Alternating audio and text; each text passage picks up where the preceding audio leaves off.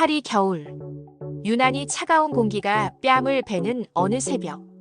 벨빌 지구의 낡은 공동주택 4층. 전기도 끊긴 작은 방. 엘렌은 촛불 하나의 의지에 추위를 견디고 있었다.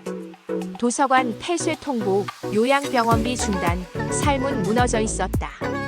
문학 연구의 꿈을 안고 사서로 살아온 10년이 허무하게 흩어졌다. 그녀는 길거리에서 버려진 빵 부스러기를 주워 모았다. 절망과 자존심 사이 선택은 늘 한 가지였다. 어머니를 굶기지 않는 것. 그러던 날 닫힌 도서관 앞 벤치에서 이상한 장면을 마주했다. 새벽 공기 속 작은 캠핑 난로 앞에 앉아 책을 읽는 동양 남자. 단정한 옷차림, 조용한 말투, 그리고 프랑스어로 번역된 한국 소설. 엘렌은 자신도 모르게 다가가 말을 걸었다. 추우시겠어요? 커피라도 드릴까요? 그는 미소를 지으며 명함을 건넸다. 박지훈. 그리고 그 아래 작고 낯선 글자 하나. 희망. 며칠 후 마치 약속이라도 한 듯 다시 마주친 그는 엘렌에게 말했다. 기술보다 사람이 중요해요. 저는 당신을 믿습니다. 그 말 한마디는 차가운 파리 한복판에서 작지만 확실한 온기가 되었다. 이후 위기도 찾아왔다. 실수 하나로 회사가 흔들렸고 그는 말이 없었다. 믿음마저 잃은 줄 알았던 그날 밤 어머니가 실종됐다. 그리고 새벽 경찰보다 먼저 나타난 건 그 남자였다. 밤새 CCTV를 분석하고 있던 지훈. 한국에서는요. 포기하지 않아요. 누군가는 반드시 끝까지 찾아냅니다. 그리고 마침내 어머니는 옛날 추억의 벤치에서 발견됐다. 그날 엘렌은 깨달았다. 포기하지 않는다는 건 누군가를 끝까지 믿는 것. 그리고 그 믿음의 이름이 한국인일 수 있다는 걸. 그는 한국인이었습니다.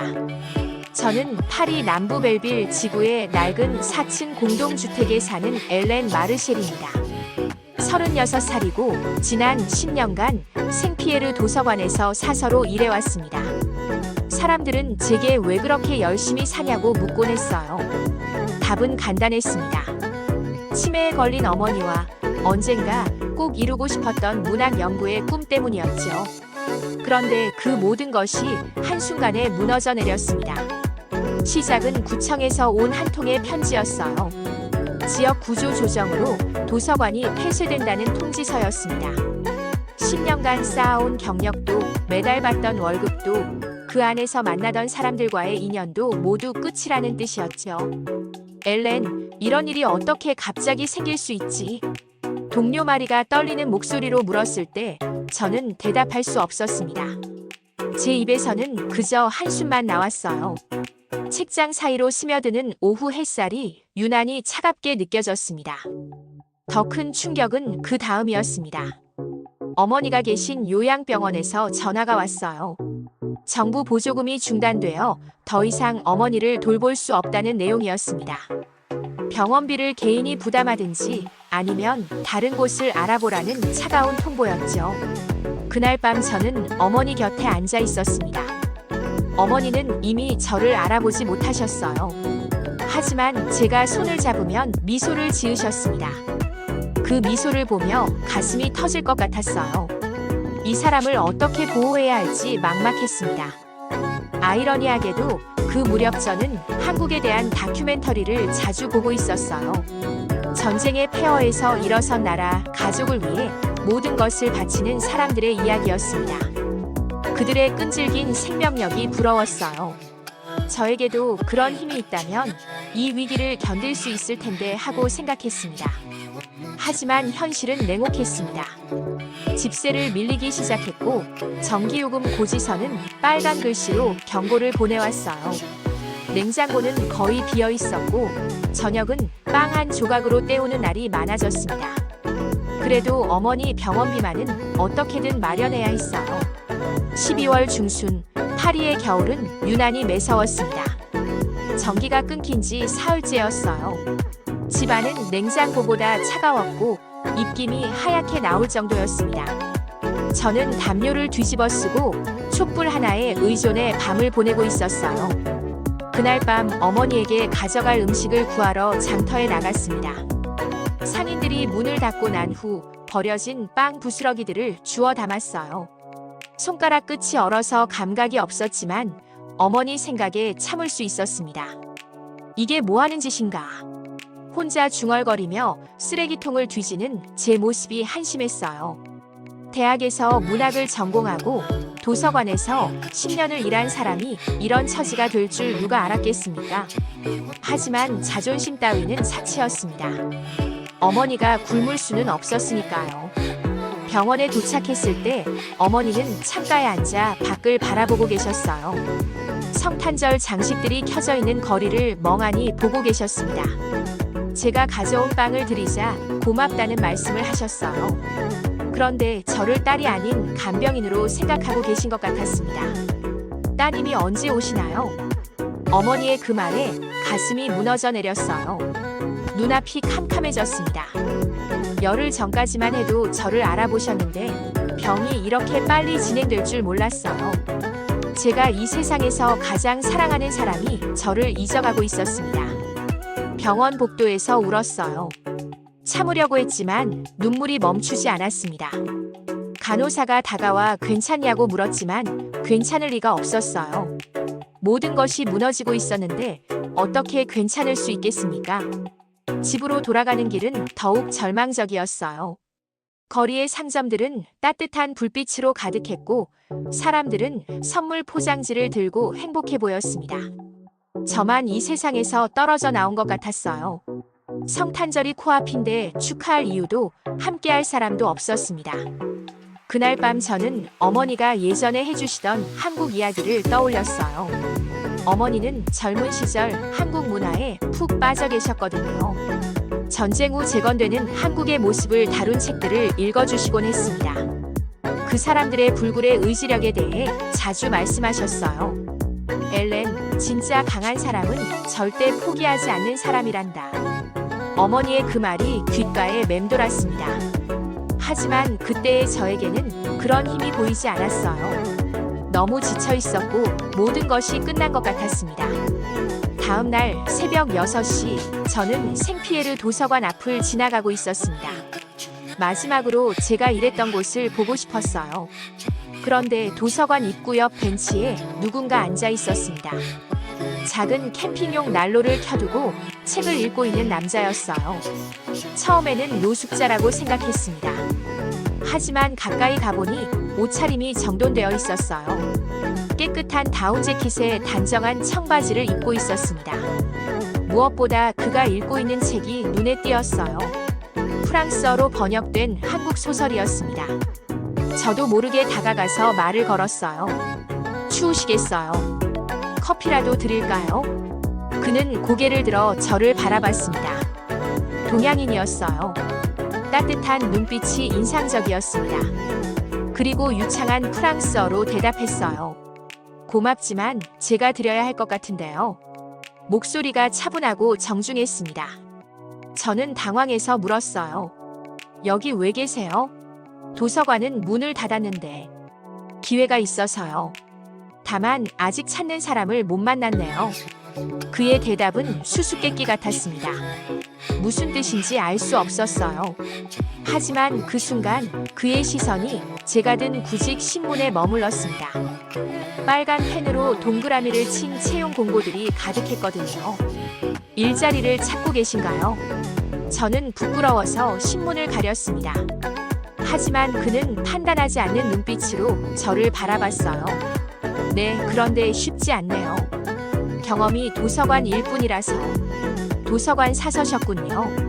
대단한 일이에요. 그의 말에 깜짝 놀랐습니다. 요즘 사람들은 사서를 시대에 뒤떨어진 직업이라고 여기는데 이 사람은 달랐어요. 진심으로 존중하는 것 같았습니다. 그때 그가 작은 명함을 꺼내서 건넸어요. 혹시 관심이 있으시면 연락주세요. 작은 회사지만 좋은 사람을 찾고 있거든요. 명함을 받아보니 한국 이름이 적혀 있었습니다. 박지훈. 그리고 회사명 아래 작은 글씨로 한국어가 함께 적혀 있었어요. 제가 아는 몇 안 되는 한국어 단어 중 하나였습니다. 희망이라는 뜻의 단어였어요. 한국 분이세요? 네, 파리에 온 지 석 달 정도 됐어요. 저는 갑자기 어머니가 해주시던 한국 이야기들이 떠올랐습니다. 그 불굴의 정신력, 가족을 위해 모든 것을 바치는 마음들. 혹시 이 사람도 그런 사람일까 하는 생각이 들었어요. 감사합니다. 꼭 연락드릴게요. 그날 오후 저는 명함을 몇 번이고 들여다봤습니다. 이상하게 마음이 편해졌어요. 오랜만에 누군가로부터 따뜻함을 느꼈거든요. 마치 어둠 속에서 작은 촛불을 발견한 기분이었습니다. 사흘 후 친구 마리의 간곡한 권유로 저는 면접을 보러 갔습니다. 마리는 제 상황을 걱정해서 이곳저곳 알아봐주고 있었어요. 그날도 작은 스타트업에서 사람을 구한다며 주소를 적어주었습니다. 엘렌, 이번엔 정말 좋은 기회 같아. 꼭 가봐. 반신반의하며 찾아간 곳은 몽파르나스 근처의 작은 사무실이었어요. 낡은 건물 3층에 있었는데 엘리베이터도 없어서 계단을 걸어 올라가야 했습니다. 숨이 차서 문 앞에서 잠시 숨을 고르고 있는데 문이 열렸어요. 그리고 그 순간 저는 얼어붙었습니다. 문을 연 사람이 바로 며칠 전 도서관 앞에서 만난 그 남자 박지훈이었거든요. 저는 당황해서 뒤로 물러서려 했어요. 저 잘못 왔나 봐요. 하지만 지훈은 환한 미소를 지으며 말했습니다. 아직 그 커피 기억하고 있어요. 들어오세요. 사무실 안은 생각보다 아담했어요. 4개의 책상과 화이트보드 하나, 그리고 커피 머신이 전부였습니다. 다른 직원들도 젊어 보였어요. 모두 캐주얼한 복장이었는데 분위기가 생각보다 편안했습니다. 지훈이 저를 작은 회의실로 안내했어요. 면접이라기보다는 대화에 가까웠습니다. 제 경력과 관심사에 대해 물었고 특히 언어 능력에 관심을 보였어요. 프랑스어와 영어 둘 다 가능하시죠? 그리고 혹시 다른 언어도? 대학 시절에 독일어를 조금 배웠어요. 그리고 한국어에도 관심이 있어서 독학으로 기초는 알아요. 제 대답에 지훈의 눈이 반짝였습니다. 정말요? 어떤 계기로? 저는 어머니 이야기를 했어요. 어머니가 한국 문화를 좋아하셨던 것, 그래서 저도 자연스럽게 관심을 갖게 된 것들을 말했습니다. 지훈은 진지하게 들어주었어요. 저희는 한국의 중소기업이 프랑스 시장에 진출하는 걸 돕는 일을 해요. 아직 작은 회사지만 좋은 사람들과 의미 있는 일을 하고 있습니다. 그는 회사의 비전에 대해 열정적으로 설명했어요. 단순히 사업만 하는 게 아니라 두 나라 사이의 진정한 소통을 만들고 싶다고 했습니다. 그 말을 들으니 가슴이 뛰었어요. 경험이 부족해서 걱정이에요. 기술보다 사람이 중요해요. 저는 당신의 판단을 믿습니다. 그 순간 저는 울컥했습니다. 누군가 저를 믿는다고 말한 게 언제였는지 기억이 안 났거든요. 최근 몇 달간 저는 계속 거절당하고 무시당하고 필요 없는 사람 취급을 받았어요. 그런데 이 사람은 저를 믿는다고 했습니다. 면접이 끝나고 나서 지훈이 말했어요. 내일부터 나와주실 수 있나요? 수습 기간은 석 달이고 현지 프로젝트 매니저로 일하시게 될 거예요. 저는 믿을 수 없었어요. 이렇게 쉽게 일자리를 구할 줄 몰랐거든요. 하지만 동시에 불안하기도 했습니다. 정말 제가 할 수 있을까 하는 걱정이 들었어요. 그날 밤 어머니를 찾아갔습니다. 새 직장 소식을 전해드리고 싶었어요. 하지만 어머니는 여전히 저를 알아보지 못하셨습니다. 그래도 제가 기뻐하는 모습을 보시더니 함께 웃으셨어요. 그 미소만으로도 충분했습니다. 첫 출근 날 아침, 저는 평소보다 일찍 일어났습니다. 오랜만에 정장을 입고 거울을 봤어요. 초췌해진 얼굴이었지만 그래도 희망이 보였습니다. 전기가 끊어진 집에서 촛불로 화장을 하는 것도 이상했지만 마음만은 한결 가벼웠어요. 회사에 도착하니 지훈이 다른 직원들에게 저를 소개해 주었습니다. 개발팀의 토마, 마케팅 담당 줄리, 그리고 디자이너 소피아였어요. 모두 20대 후반에서 30 초반의 젊은 사람들이었습니다.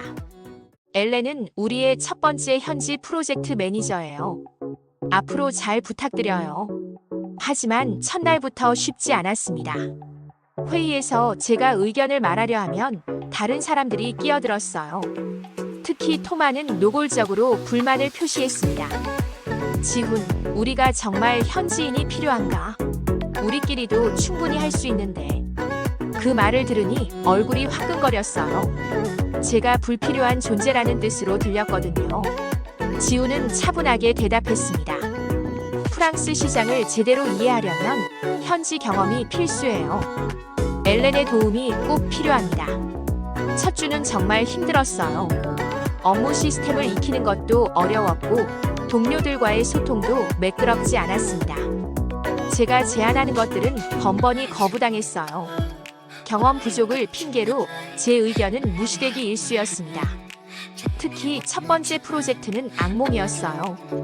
한국의 전통 차 브랜드를 프랑스에 소개하는 일이었는데 프랑스 고객들의 반응을 예측하는 게 제 역할이었습니다. 저는 나름대로 시장 조사를 했고 프랑스인들이 선호할 만한 마케팅 방향을 제시했어요. 하지만 회의에서 토마가 제 제안을 일축했습니다. 이건 너무 보수적이야. 지금 시대에 맞지 않아. 줄리도 동조했어요.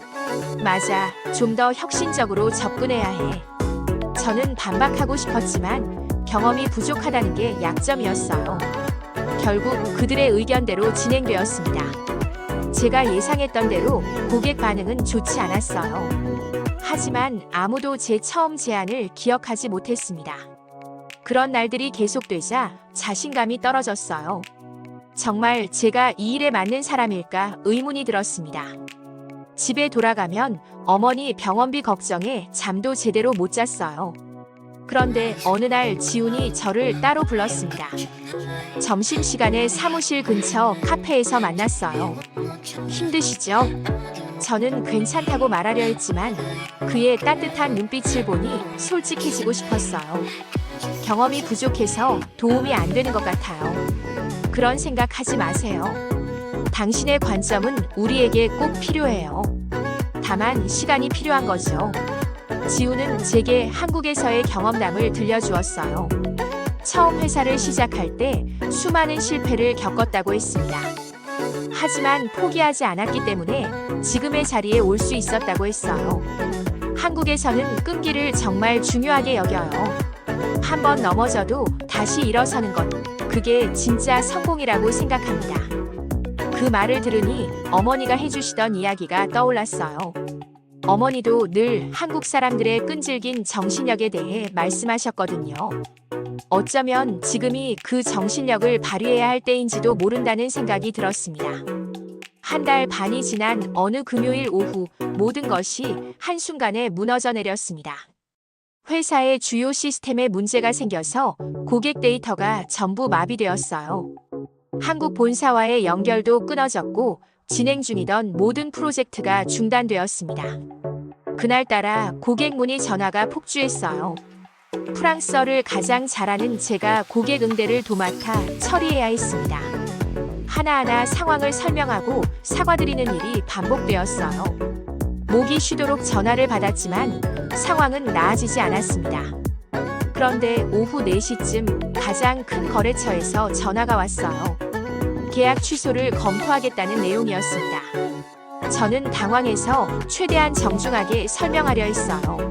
하지만 제가 기술적인 부분을 완전히 이해하지 못하다 보니 엉뚱한 답변을 하고 말았습니다. 당신들 회사는 전문성이 부족해요. 이런 기초적인 것도 모르면서 어떻게 사업을 하는 거죠? 고객의 날카로운 질책에 저는 말문이 막혔어요. 얼굴이 화끈거리고 손이 떨렸습니다. 전화를 끊고 나서 한참을 멍하니 앉아 있었어요. 더 큰 문제는 그 다음이었습니다. 토마가 제게 다가와서 화를 냈어요. 엘렌, 도대체 뭘 한 거야? 르브랭 사와의 계약이 날아갈 뻔했잖아. 죄송해요. 시스템을 잘 몰라서. 그게 변명이 돼. 우리가 몇 달 동안 공들인 건데. 줄리와 소피아도 저를 탓하는 눈빛으로 바라봤어요. 사무실 분위기가 얼어붙었습니다. 제가 회사에 피해를 끼쳤다는 죄책감에 숨이 막혔어요. 가장 충격적인 건 지훈의 반응이었습니다. 평소와 달리 아무 말이 없었어요. 그저 고개를 떨구고 컴퓨터만 바라보고 있었습니다. 제가 실망시켰구나 하는 생각에 가슴이 무너져 내렸어요. 지훈, 정말 죄송해요. 제가 더 공부했어야 했는데. 하지만 그는 여전히 말이 없었습니다. 그 침묵이 어떤 질책보다 아팠어요. 저를 믿는다고 했던 그 사람마저 제게 실망한 것 같았습니다. 참을 수 없었어요. 저는 가방을 챙겨서 사무실 문을 박차고 나갔습니다. 복도에서 뛰어내려가면서 눈물이 쏟아졌어요. 엘리베이터를 기다릴 수도 없어서 계단으로 뛰어내려갔습니다. 길거리에 나와서도 울음이 멈추지 않았어요. 지나가는 사람들이 쳐다봤지만 신경 쓸 여유가 없었습니다. 모든 게 잘못되어 가고 있었어요. 새로운 희망이라고 생각했던 일마저 망쳐버렸습니다. 집에 돌아와서 더 큰 충격이 기다리고 있었어요. 어머니가 계신 병원에서 전화가 온 거였습니다. 어머니가 실종되었다는 내용이었어요. 오후 산책 시간에 나가셨다가 돌아오지 않으셨다는 거였습니다. 언제부터 안 보이셨나요? 3시간 전쯤이요. CCTV를 확인해 봤는데 병원을 나가시는 모습은 찍혔어요. 하지만 그 후론 전화기를 떨어뜨릴 뻔했어요. 어머니는 치매 때문에 길을 잃으실 수 있는 상태였거든요. 파리의 추운 겨울밤에 혼자 계시다니 생각만 해도 끔찍했습니다. 저는 즉시 병원으로 달려갔어요.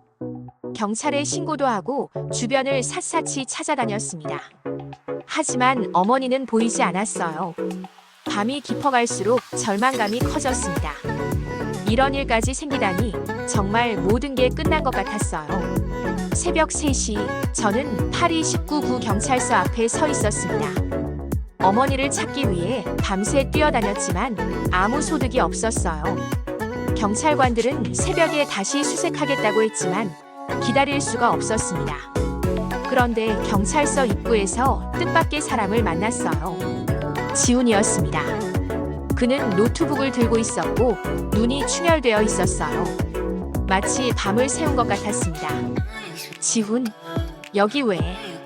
병원 CCTV를 분석하고 있었어요. 경찰이 놓친 부분이 있을 것 같아서. 저는 믿을 수 없었어요.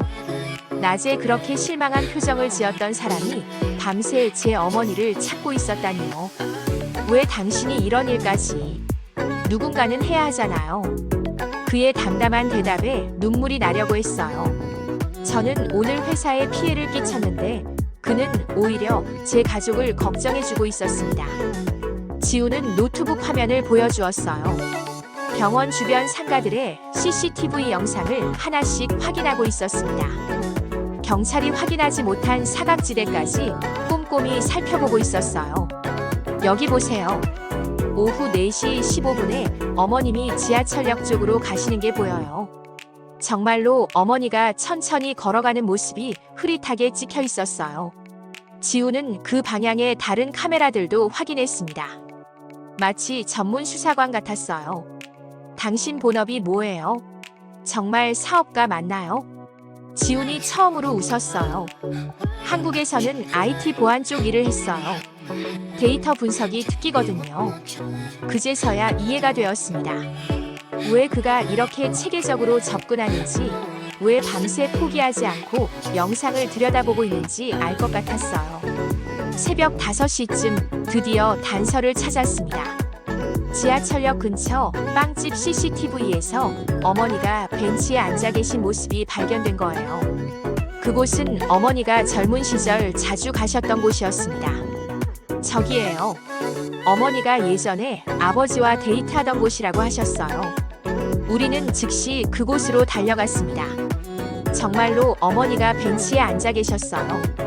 추위에 떨고 계셨지만 다행히 큰 이상은 없으셨습니다.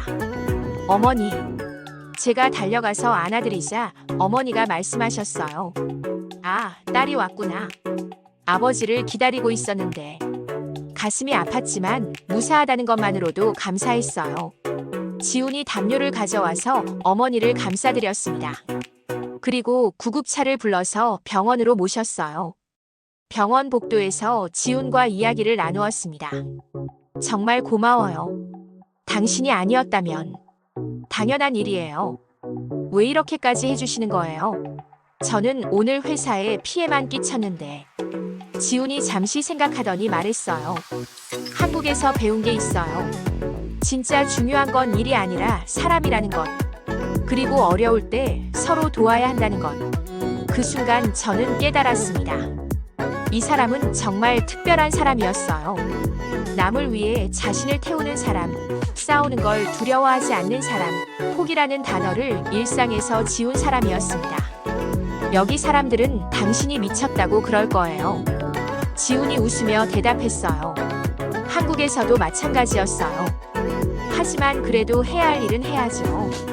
그날 새벽 저는 진정한 용기가 무엇인지 알았습니다. 그리고 제게도 그런 용기가 있다는 걸 느꼈어요. 지훈 같은 사람이 옆에 있다면 어떤 어려움이라도 이겨낼 수 있을 것 같았습니다. 그날 이후 모든 것이 달라졌습니다. 지훈의 도움으로 어머니는 무사히 병원으로 돌아오셨고 더 안전한 치료를 받을 수 있게 되었어요. 무엇보다 저 자신이 변했습니다. 포기하지 않는다는 것이 무엇인지 진짜로 이해하게 되었거든요. 회사로 돌아간 월요일, 저는 사과부터 했어요. 금요일에 저지른 실수에 대해 진심으로 반성하고 있다고 말했습니다. 그리고 앞으로는 더 열심히 배우겠다고 다짐했어요. 토마는 여전히 차가웠지만 지훈이 저를 믿어준다면 다시 한번 기회를 주겠다고 했습니다. 줄리와 소피아도 마지못해 고개를 끄덕였어요. 다음 프로젝트는 한국의 전통 도자기 브랜드를 프랑스에 소개하는 일이었습니다. 이번에는 제가 주도적으로 나섰어요. 프랑스 사람들이 좋아할 만한 디자인과 마케팅 전략을 철저히 연구했습니다.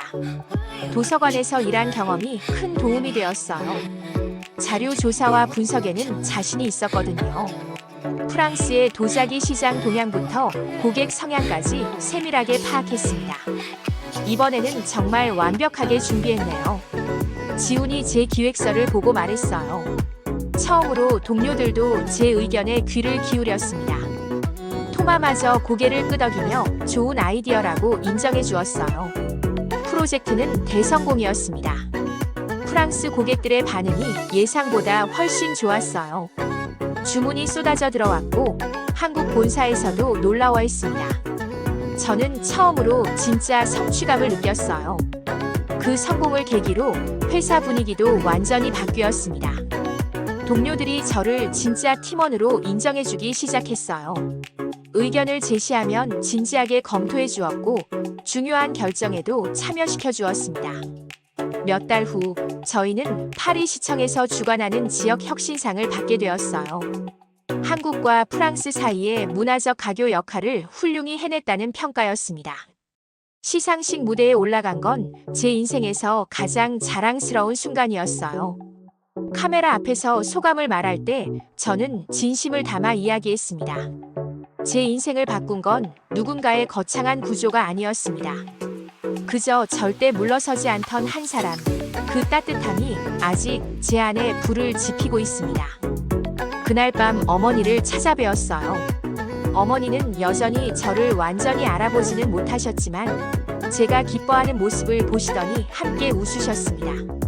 그 미소가 세상에서 가장 아름다웠어요. 지훈과 함께 병원을 나오면서 그가 말했어요. 한국 속담에 이런 말이 있어요. 가는 말이 고와야 오는 말이 곱다. 당신이 보여준 성실함이 이런 결과를 만든 거예요. 저는 고개를 끄덕였어요. 정말 그랬습니다. 포기하지 않고 끝까지 노력했기 때문에 이 순간이 가능했던 거죠. 지금 저는 회사의 정식 직원이 되었고 어머니도 더 좋은 환경에서 치료받고 계세요. 무엇보다 저 자신이 달라졌습니다. 어떤 어려움이 와도 이겨낼 수 있다는 자신감이 생겼어요.